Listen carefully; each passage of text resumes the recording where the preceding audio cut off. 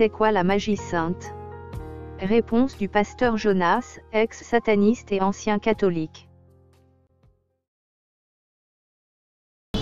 On avait une interview à l'hôtel Memling avec le frère Alain Moloto. Quand je parlais, il m'avait posé, quand j'ai parlé de la magie sainte, il m'avait dit, mais comment est-ce qu'une magie peut-elle être sainte? Alors j'avais donné la réponse que je donne encore aujourd'hui. On parle de la magie sainte, c'est tout simplement parce que c'est du satanisme qui se présente avec une façade chrétienne. Dans cette magie, on utilise la Bible, on cite aussi le nom de Jésus. Mais cependant, les Jésus qu'on cite là-bas, ce n'est pas Jésus-Christ. Le Jésus qu'on cite là-bas, c'est le PX, donc le Christ roi. Christ roi, ça veut dire tout simplement, c'est un démon qui habite dans le monde Armstrong, mais qui est aussi vénéré. Il y a même une messe solennelle au mois de novembre, une messe qui est lue en l'honneur du PX, le Christ roi. Alors, quand on parle de la magie sainte, le terme plus clair, c'est tout simplement la magie catholique. Alors, quand on parle de la magie sainte, le terme plus clair, c'est tout simplement la magie catholique.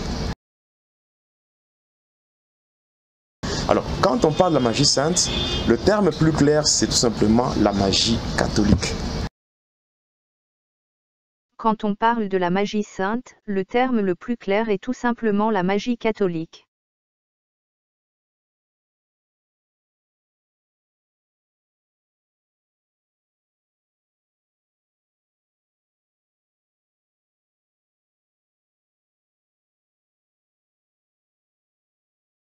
Que les catholiques qui ont des oreilles pour entendre entendent.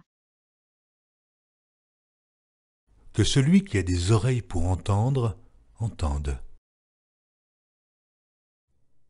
Mon peuple est détruit, parce qu'il lui manque la connaissance. Si vous demeurez dans ma parole, vous êtes vraiment mes disciples. Vous connaîtrez la vérité, et la vérité vous affranchira. Jean, chapitre 8, verset 32.